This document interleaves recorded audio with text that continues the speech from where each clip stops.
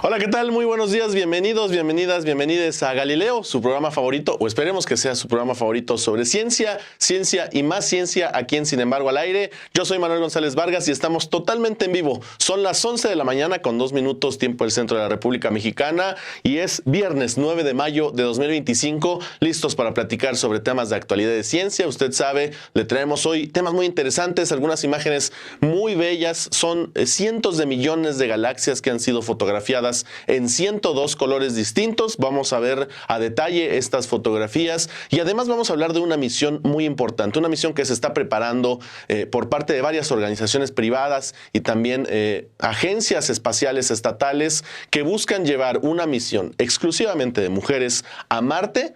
Ya se pusieron a practicar aquí en la Tierra con condiciones que tendrían en el planeta marciano, cómo sobreviven los cuerpos de las mujeres, la diferencia que tienen con respecto al de los hombres, que son los casos que más se han estudiado. Vamos a hablar a detalle de esta misión, la misión Hipatia 2, y que ya están preparando una misión 3, la Hipatia 3, también para ya en cualquier momento del próximo lustro enviar a este grupo de astronautas mujeres a Marte. Así es que además también tendremos una entrevista hoy en vivo. Aquí vamos a platicar sobre el tema de Parkinson, porque es un tema muy importante que afecta a muchas personas aquí en México, la enfermedad de Parkinson, y vamos a estar con una entrevista aquí en vivo platicando sobre ese tema para que usted se informe y también para desmentir mitos y para hablar de lo que realmente ocurre con esta enfermedad. Así es que bienvenidos a Galileo, vamos de una vez con la entrada.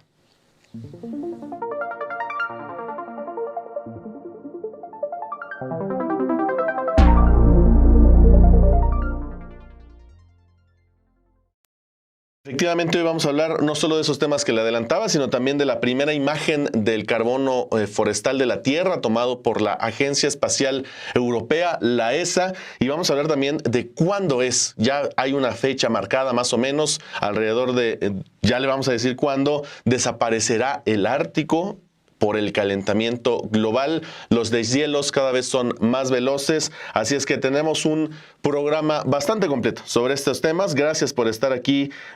Los saludo a todos. Tania Compaye, Gary Quijano, también Águila Real, Hilda Olín, un saludo. Doctor Master of Puppets, Blanca Juárez, Ileana Gobea también, Cañizales, Panchuele, el Peter Can, María Luisa Álvarez Montaño, también un saludo para todos. Rodolfo Salas, que siempre está presente por aquí saludando, están atentos en los programas. Isabela Reyes, también un saludo a todos ustedes. Jorge García, Omar Gutiérrez, muchas gracias por estar con nosotros para platicar de ciencia. Y sí, vamos a empezar de una vez con los temas de actualidad, porque con la puesta en órbita de un satélite llamado BioMass, tras su lanzamiento el 29 de abril pasado, la ESA, la Agencia Espacial Europea, ha publicado sus mapas satelitales más completos hasta la fecha sobre el carbono forestal superficial. Con un alcance casi de 2 décadas, este conjunto de datos ofrece una imagen global más clara hasta la fecha, la más clara hasta la fecha, de cómo han evolucionado las reservas de carbono, por ejemplo, forestal, a lo largo del tiempo. Este es el mapa que publicaron los de la ESA. Ya con el trabajo que hizo este satélite, el satélite BioMass, desarrollado a través de la iniciativa sobre el cambio climático de la ESA, un nuevo registro que es a largo plazo, que integra datos de múltiples misiones satelitales y pronto se enriquecerá con datos de la propia misión BioMass. Rastrea este satélite las partes leñosas de la vegetación ricas en carbono, principalmente troncos y ramas, en todo el mundo durante diferentes años entre 2007 y 2022, con resoluciones que van desde los 100 metros hasta los 50 kilómetros.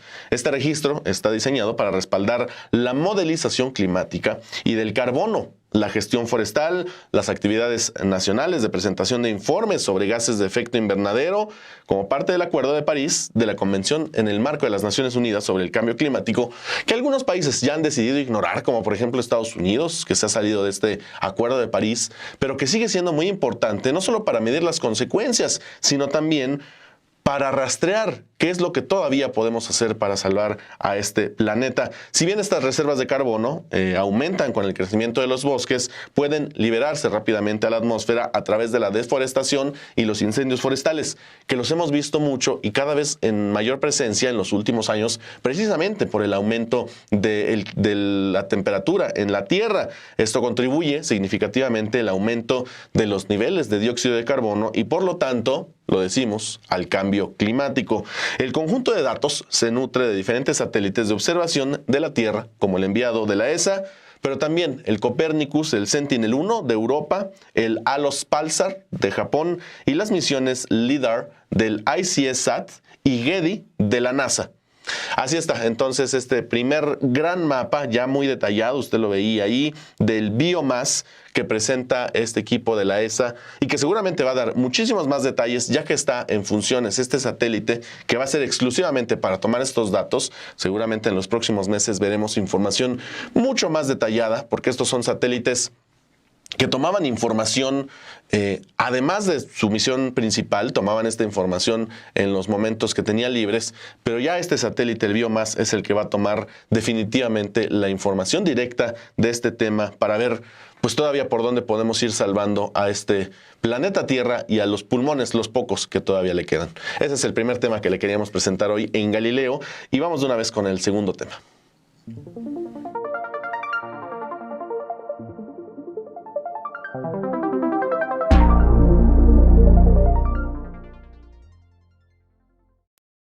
Y para nuestro segundo tema queremos hablar de cuándo el Ártico va a dejar de ser ártico, porque el cambio climático, repetimos nuevamente, avanza sin que le pongamos freno y al parecer hasta le ponemos el acelerador, porque una nueva normalidad climática para la temperatura y el hielo marino en el Ártico se espera tan pronto como 2050, mientras que la lluvia alcanzará un estado análogo a final de siglo, es decir, para 2100.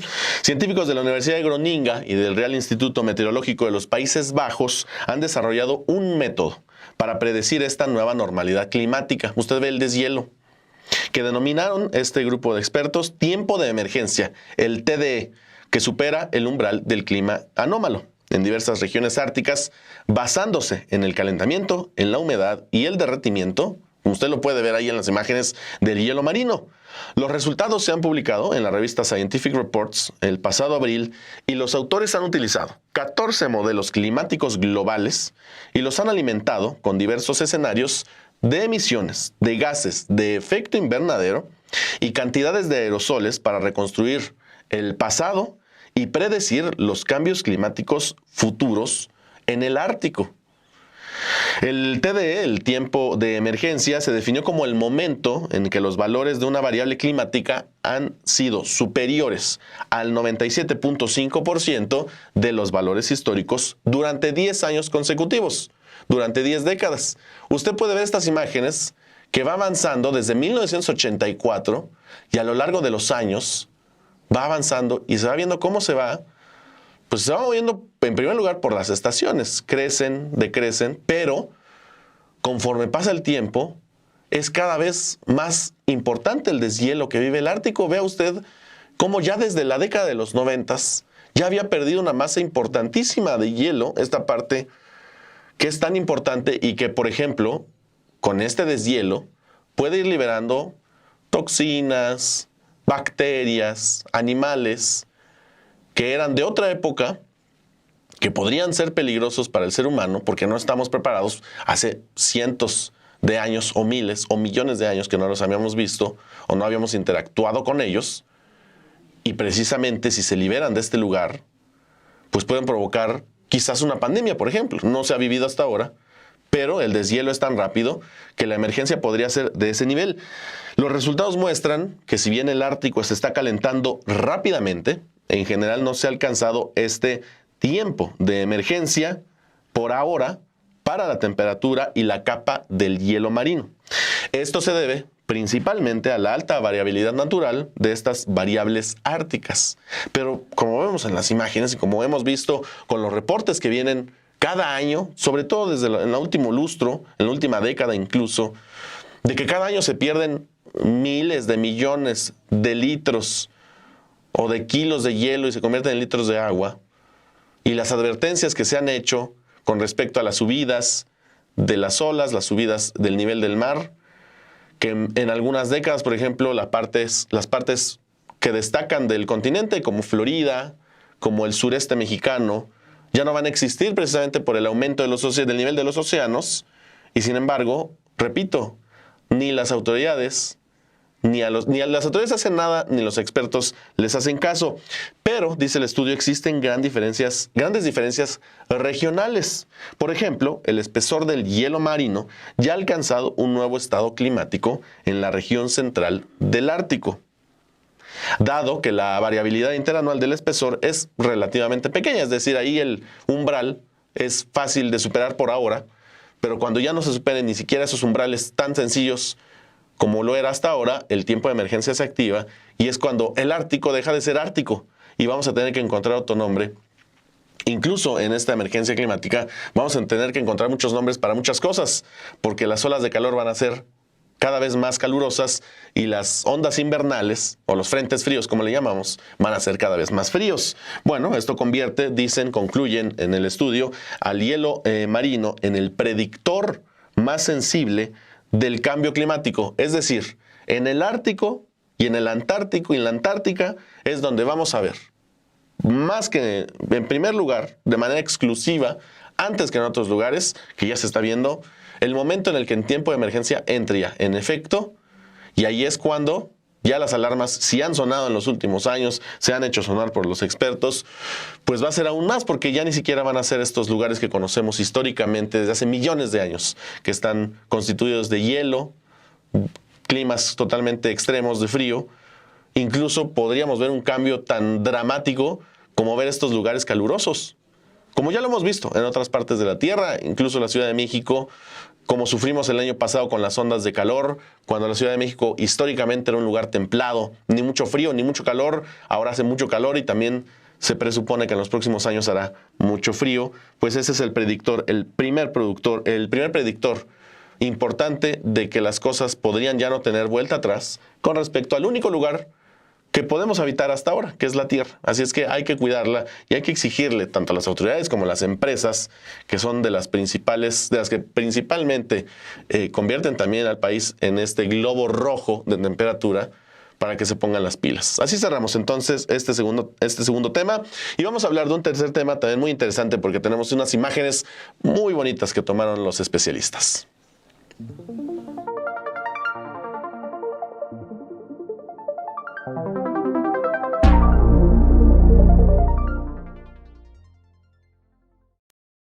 Y para hablar de este tercer tema de actualidad aquí en Galileo, el 11 de marzo se lanzó el Observatorio Espacial SPHERE-X de la NASA, que ha comenzado su misión científica tomando unas 3.600 imágenes únicas al día. 3.600 imágenes al día para crear un mapa del cosmos que no tiene igual hasta ahora, que tiene un nivel de detalle que no se ha visto hasta ahora. El SPHERE-X ha dedicado las últimas 6 semanas a realizar comprobaciones, calibraciones y otras actividades para garantizar su correcto funcionamiento. Esas son las imágenes que va tomando en diferentes colores, con diferentes circunstancias, bajo diferentes medidas, y va conformando un mapa de cientos de millones, Son cientos de millones de galaxias. Está cartografiando, presumen, todo el cielo, no solo una gran parte, todo el cielo que podemos ver, para trazar la posición de cientos de millones de galaxias en 3D, en 102 longitudes de ondas de luz, es decir, en colores, y responder a las preguntas que todavía no conocemos su respuesta sobre el universo. El 1 de mayo pasado, la nave espacial, la SPHERE-X, inició sus operaciones científicas regulares, que consisten en tomar unas 3.600 imágenes al día durante los próximos 2 años. 3.600 imágenes, multiplícalo por 720 días, para proporcionar nuevos conocimientos sobre el origen del universo, las galaxias y los ingredientes de la vida en la Vía Láctea. Desde su posición en la órbita terrestre, SPHERE-X observa la oscuridad para nosotros, por supuesto, apuntando en dirección contraria al planeta y al Sol. El observatorio completará más de 11,000 órbitas, 11,000 órbitas a lo largo de sus 25 meses de operaciones, de sondeos planificados, dando unas 14 vueltas y media a la Tierra cada día. No cada mes, no cada año, cada día dará unas 14 vueltas y media.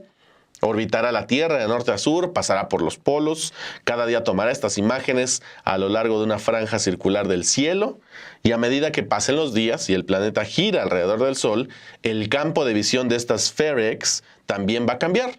De modo que después de 6 meses, el observatorio habrá observado el espacio ya en todas las direcciones. Cuando SFAREX toma una fotografía del cielo, como las que pudieron ver, la luz se envía a 6 detectores, cada uno de los cuales producen una imagen única que captura diferentes longitudes de ondas de luz. Estos grupos de 6 imágenes se denominan exposición, y SFAREX realiza unas 600 exposiciones al día. Al finalizar una de estas exposiciones, todo el observatorio cambia de posición. Los espejos y detectores no se mueven como en otros telescopios. Esa es la particularidad. Ahora, al mapear todo el cielo, la misión proporcionará nuevos conocimientos sobre lo que ocurrió en la primera fracción de segundo tras el Big Bang. En ese breve instante, un evento llamado inflación cósmica provocó que el universo se expandiera 1 billón de billones de veces. El observatorio de SFAREX no será el primero en mapear todo el cielo, pero sí será el primero en hacerlo en una gran variedad de colores. Observa 102 longitudes de onda o colores de luz infrarroja, como las que veía. A ver si podemos pasar otra vez, por favor, Paulina, las imágenes que veíamos de las galaxias andalesas. Va capturando y son longitudes de onda, pues por eso van cambiando de luz. Y esas son las imágenes que va capturando. 3,600 imágenes del cielo, totalmente el cielo terrestre, que va a capturar a lo largo de 2 años. Así cerramos entonces con estas imágenes que nos presentan. Pues cada vez tenemos el cielo en HD con cada vez más detalles, cada vez más colores, cada vez más como están allá afuera y como nosotros no podemos verlos de forma natural, pero sí a través de estos mecanismos. Vamos entonces con el cuarto tema para cerrar estos temas de actualidad, de ciencia, y abrir ahora sí la entrevista que tenemos preparada para ustedes.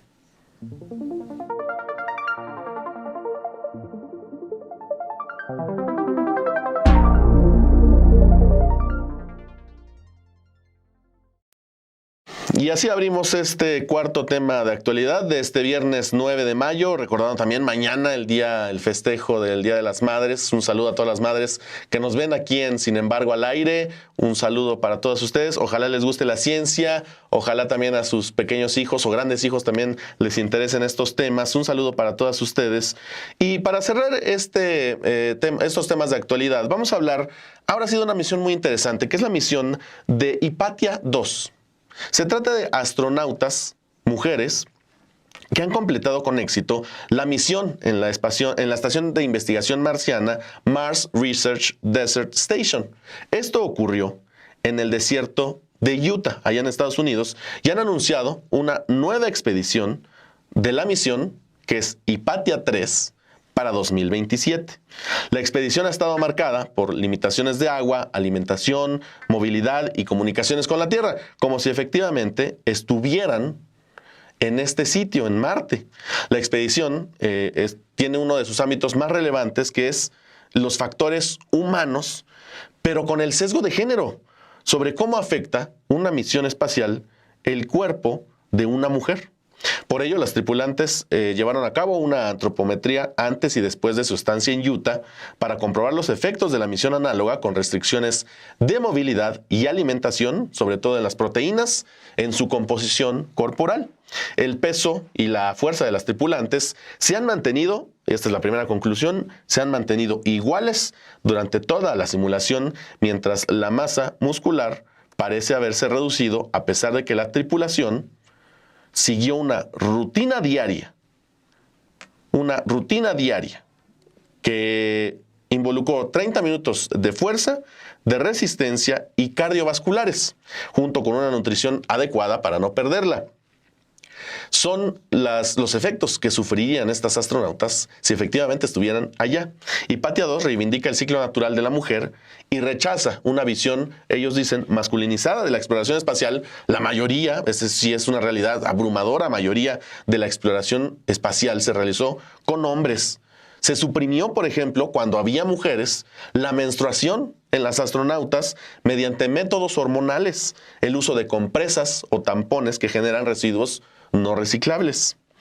Ahora, con estos resultados de Hypatia 2, y esto es muy interesante, que la copa menstrual es compatible con un traje espacial, concluyen, y que contribuye a la economía circular de residuo cero. ¿Por qué? Porque la recolección de la sangre menstrual con esta copa ha permitido reutilizarla como fertilizante natural para las plantas. Fíjese qué interesante. Según los resultados preliminares de los experimentos realizados en semilleros de legumbres previamente germinadas en esta estación, una disolución de sangre menstrual con agua mostró que el semillero con recipiente de vidrio produjo una mayor cantidad de raíces y brotó antes que su contraparte no fertilizada. Es decir, además mejoró el proceso de fertilización. La misión ha estado marcada por la gran cantidad, además de salidas extravehiculares, son 22, ya que muchos de estos proyectos debían desarrollarse, como usted ve este desierto de Utah, pues, muy parecido al tema allá de Marte, donde pues las condiciones son desérticas, evidentemente no hay contacto con el planeta Tierra más que de forma limitada. Y 4 de estas misiones extravehiculares se destinaron exclusivamente a instalar un triedro en el exterior de la base en colaboración con la Agencia Espacial Europea, que sirve para calibrar los satélites. Por último, como le decía yo, anunciaron que esta nueva misión, la Hypatia 3, se llevará a cabo en 2027. La nueva convocatoria para seleccionar a 6 mujeres de diferentes edades y disciplinas se abre este lunes. Las candidatas pueden presentar sus proyectos de investigación y divulgación relacionados con esta exploración espacial y en particular vinculados con Marte hasta el 31 de mayo. Así es que todavía tiene un par de semanas, son 3 semanas que tiene. Sí, 3 semanas completas para quienes deseen participar todavía, presentar estos proyectos de investigación, de divulgación relacionados con exploración espacial y específicamente relacionados con el tema de las mujeres astronautas y el efecto que tiene también en el cuerpo femenino. La nueva tripulación, dijeron, se anunciará en otoño del 2025, así es que estamos a unos meses de conocer a la nueva misión y ya más cerca también de enviar una misión exclusiva de mujeres a Marte. Así es que sigue avanzando la conquista de los planetas. Así cerramos entonces estos temas de actualidad, aquí este viernes de Galileo, y ahora vamos sí con la entrevista para platicar de este tema tan interesante, porque hay muchos mitos también, hay muchas cosas que se cuentan, hay muchas fake news, así es que vamos a aclararlas todas sobre este tema del Parkinson.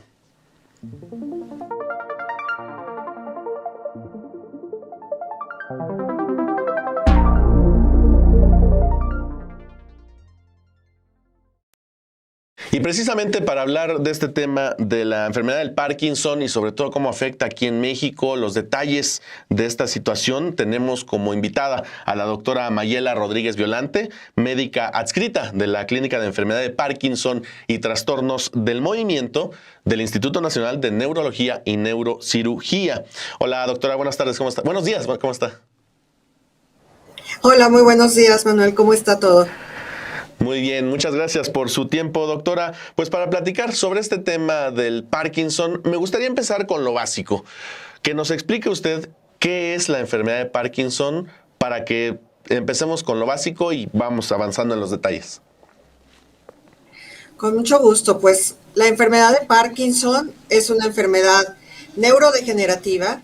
Lo que quiere decir es que afecta células específicas del cerebro y que van muriendo por un acúmulo de una proteína, y esto va haciendo que tengamos un mal movimiento, que podamos temblar, que no podamos caminar adecuadamente. Ahora, Esta es la segunda sí. enfermedad neurodegenerativa. En ese sentido, doctora, ¿es parecida o podemos relacionarla con enfermedades como demencia, como el Alzheimer, o no tienen relación? Se parecen porque todas ellas acumulan proteínas y hace que el cerebro empiece a trabajar de una forma inadecuada. El Alzheimer es mucho más frecuente y le sigue la enfermedad de Parkinson. En ese sentido, ¿a qué se refiere con más frecuente? La enfermedad de Parkinson es más o menos el 1 al 2% de la población arriba de 60 años la que la puede presentar. Entonces es una enfermedad bastante frecuente y por ahí hablabas de una pandemia, bueno, así se considera esta enfermedad. Y el Alzheimer está un poquito más arriba de esta prevalencia, pero es igual es la más importante ahorita como degenerativa. Y en ese sentido, habla de usted de una pandemia. ¿Se está enfrentando esta situación? ¿Se enfrenta? Se está considerando la enfermedad como una pandemia porque no respeta una población en general, se puede presentar en cualquier persona y los números están creciendo de forma exponencial.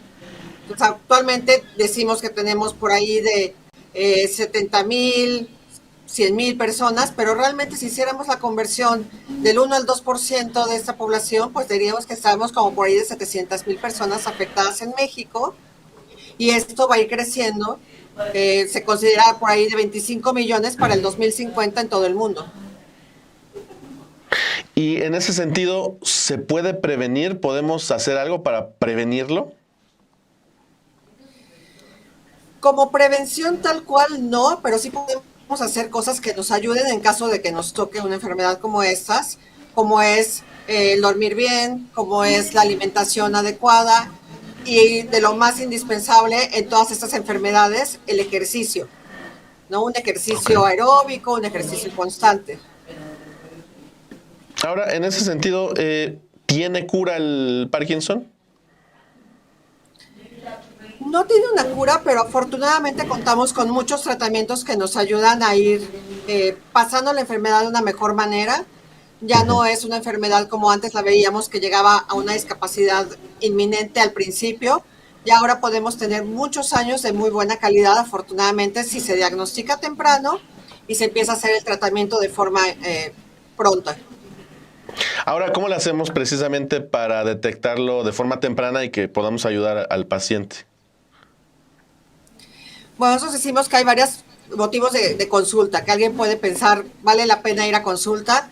Y una, bueno, es un temblor, ¿no? De una mano, de un pie, un temblor que es descansando, ahí es un motivo. Si mi letra está cambiando, ya, aunque casi ya no escribimos, ¿no? Que la letra se empieza a hacer más pequeña, que estemos caminando de una forma inadecuada, nos empezamos a caer o a tropezar y todo lo justificamos. Si no dormimos bien, si tenemos menos olfato, si la voz es más baja. Todo esto nos puede llevar a consultar a un médico para ver si se trata de alguna enfermedad pues más importante como es la enfermedad de Parkinson. Ahora, en ese sentido hablaba de que ya hay tratamientos modernos, ya no se llega a la incapacidad de antes. Si nos puede hablar de esos tratamientos, ¿cuáles serían? ¿Cómo se trabaja aquí en México? Bueno, de forma inicial tenemos medicamentos tanto que es la levodopa, que llega a ser dopamina en el cerebro, que es lo que se pierde, como medicamentos que engañan al cerebro diciendo que son dopamina.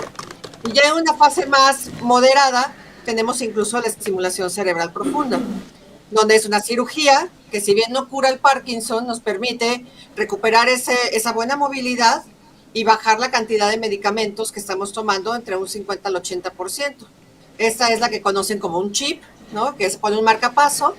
Bueno, a partir de ahí se puede mejorar la calidad de vida de nuestras personas con Parkinson de forma muy importante. Oiga, y se hablaba, por ejemplo, a ver, usted va a darnos su opinión de experta, el tema de la marihuana, por ejemplo, ¿se ha usado en estos tratamientos? Bueno, sí, se han hecho muchos estudios acerca del CBD específicamente en Parkinson. Sin embargo, los resultados, algunos habían sido a favor, otros negativos, y se ha dejado como una no recomendación en las guías de tratamiento porque no queda la claridad de qué ayuda. Ok, perfecto. Acá nos preguntaban en los comentarios, doctora, sobre el caso, no sé si usted lo conozca, el caso de este actor famoso, el de Volver al Futuro, que es Michael J. Fox, que él sí tiene el Parkinson y sí lo sufre de forma, digamos, grave, tiene todo el cuerpo en movimiento. Ahí, por ejemplo, es un caso grave, es avanzado, faltó tratamiento o detección. ¿Qué es lo que ve? Bueno, con Michael J. Fox, que ha trabajado incansablemente para encontrar una cura para la enfermedad, definitivo. Él tuvo una Sí. enfermedad de Parkinson que inició de forma temprana, ¿no? Por ahí de los 30 años. Le lleva más de 30 años con la enfermedad de Parkinson. Yo creo que ha pasado por todos los tratamientos sabidos y por haber. Y lo que vemos en él, que eso es muy importante, vemos que se mueve mucho. Esta forma de movimiento es un efecto secundario del medicamento en gente joven. Que esto le Ah. llamamos nosotros disinencia. Entonces, cuando está en efecto el medicamento, pueden tener este movimiento. Y es bien característico de la gente joven, de la gente que empezó joven. Y en ese Pero sí, él sentido, ha pasado doctora, sí. seguramente por todo. En ese sentido, doctora, pues hablábamos de que sobre todo en gente pues de adulta mayor es a la que afecta más. Y hablamos también de este caso, pues es un caso excepcional de 30 años, pues sí, da miedo. ¿Cómo lo hacemos los que son de esta edad o de edad joven? Justo, ¿son los mismos detalles de los que hablaba antes para detectarla tempranamente? Sí, así es. Nosotros decimos que la enfermedad empieza en una edad habitual, arriba de los 40 años. Abajo de los 40 años es un inicio temprano y abajo de los 21 es un inicio juvenil, que sí tenemos casos al respecto. Abajo de 40 y de forma juvenil siempre tenemos que pensar en la parte genética, que sea una enfermedad que vamos heredando o que heredamos. Y tiene sus particularidades, como no son tan temblorosos, sino son más rígidos y hacen contracciones del brazo o de la pierna que llamamos distonía. Estas personas jóvenes responden maravillosamente al medicamento, pero a veces responden de más, como en el caso de Michael J. Fox.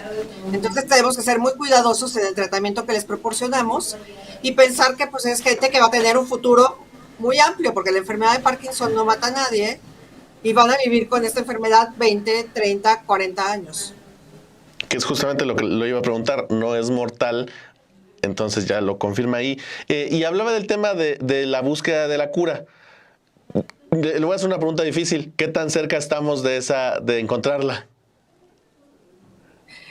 Difícil, porque se está trabajando muchísimo en encontrar por lo menos medicamentos que modifiquen la enfermedad de Parkinson. Esto es que si tenemos una proteína que trabaja mal, pues atacar esa proteína. Ya ahorita están actualmente varios ensayos clínicos con este tipo de tratamiento, con resultados que todavía no nos han quedado muy claros. Y hay un grupo que propone que la patología es completamente distinta. Entonces, todavía creo que tenemos un largo camino, pero cada vez nos acercamos más y tenemos mejores tratamientos para nuestras personas con Parkinson. Y en ese sentido, doctora, en México, ¿cómo lo ve en general? Porque pues a veces este tipo de afectaciones suelen afectar mucho a las familias, les pega mucho. ¿Usted ve cómo ve? ¿Sí se detecta rápido? ¿Está faltando atención en ese sentido? ¿Qué es lo que falla? Ya cada vez estamos mejor en la detección de la enfermedad. Creo que se ha trabajado muy duro para tenerlo, porque necesitamos instruir a nuestros médicos de primer contacto. No, Ok. la gente no llega de entrada al neurólogo, llega con el médico general, con el médico familiar. Entonces hemos trabajado mucho para que esto suceda. Teníamos tiempos de retraso hace unos 6, 7 años muy grandes, ¿no? 4 o 7 años de retraso diagnóstico, sobre todo en la gente joven. Y ahora estamos viendo que estamos detectando a la gente mucho más a tiempo, más temprano, y eso nos beneficia muchísimo porque el paciente no pierde tanto, ¿no? Tiene mejor Claro. capacidad para hacer sus cosas. Muy bien, pues muchas gracias, doctora. Nada más para ir cerrando y agradeciéndole siempre por su tiempo, ¿alguna recomendación que quiera dar a los que nos están viendo? Bueno, que si tienen algún síntoma de temblor, de lentitud, o caminan mal, o duermen mal, y todo esto en conjunto, pues acudan con su médico para que sean valorados. El diagnóstico es clínico, no necesita grandes estudios, y a partir de ahí empezar con una buena rehabilitación y tratamiento.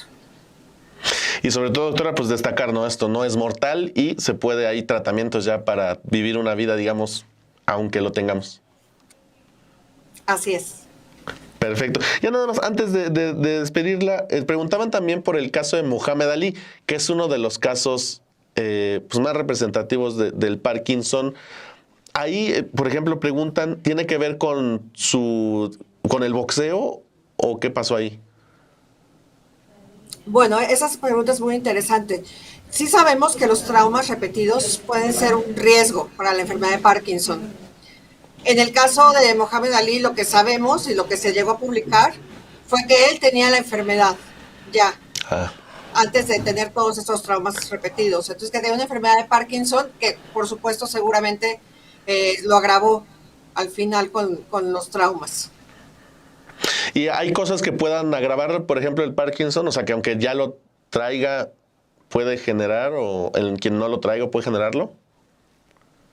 Definitivamente. Hay incluso medicamentos que son de uso muy común que pueden dar un Parkinson farmacológico y si ya tenemos la enfermedad, pues lo empeora, ¿no? Ok. Entonces, esto es algo muy importante.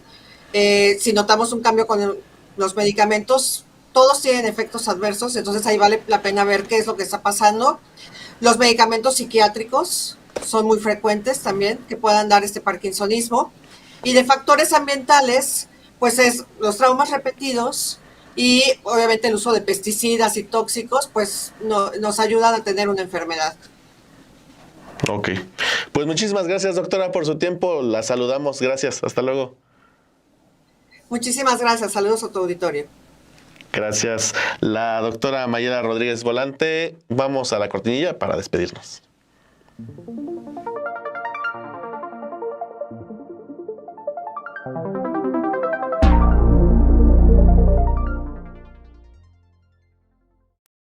Ahí está la información entonces con la doctora Mayela Rodríguez Violante, médica adscrita en la Clínica de Enfermedad de Parkinson y Trastornos del Movimiento del Instituto Nacional de Neurología y Neurocirugía. Pues ya escuchó, el Parkinson sí afecta sobre todo a personas mayores, pero no hay que descuidarse, no por ser jóvenes hay que tomárselo a la ligera. Cualquier situación que usted vea, es mejor prevenir que después dejarlo pasar y que se haga aún más grave. Vea el caso, ustedes los mencionaban aquí en los comentarios, el caso de Michael J. Fox, uno de los más representativos, que además Michael J. Fox ha logrado pues usar, digamos, el Parkinson para algunos papeles como actor, ya ha incorporado esa enfermedad, la ha incorporado como parte de esos personajes y bueno, para que usted también vea que no se trata del fin del mundo, pues es una enfermedad, a veces nos toca sufrirlas, que hay tratamientos, que hay formas también de hacer que sea más grave, detectarla tempranamente es una de ellas, así es que pues ahí está la información. Muchas gracias a todos por quedarse con nosotros un rato más aquí en Galileo todos los viernes, recuerde, desde las 11 de la mañana para platicar estos temas de ciencia. Le agradecemos muchísimo a la doctora Mayela Rodríguez Violante, pero sobre todo a usted que se conecta con nosotros o que se queda de Café y Noticias, gracias por estar aquí. No se le olvide dejar su like y su comentario, como ya los he visto. Muchísimas gracias a Vero Ramírez, a Gabino Navarro, a Miranda Hernández, Juan Castillo. Miranda dice, sí, un excelente actor, sí, totalmente, incluso en sus roles ya de grande, no solo en Volver al Futuro, en sus roles ya de adulto más grande, también muy, muy brillante. Iliana Gobea también, saludos. Omar Gutiérrez, Doctor Master of Puppets. Muchísimas gracias, Edgar Chávez, también por estar aquí con nosotros. Roberto Amatón, gracias. Latidos, gracias a todos ustedes por estar aquí con nosotros. Lisa Alonso, nosotros vamos cerrando este Galileo, pero nos vemos el próximo viernes con más información científica, usted sabe, de actualidad y también una entrevista por ahí. Así es que déjenos en los comentarios a quién le gustaría ver o qué temas le gustaría que tratáramos aquí para traer a los invitados y que nos platiquen sobre ellos. Mientras tanto, yo me despido. Soy Manuel González Vargas y esto es y seguirá siendo Galileo. Nos vemos el próximo viernes.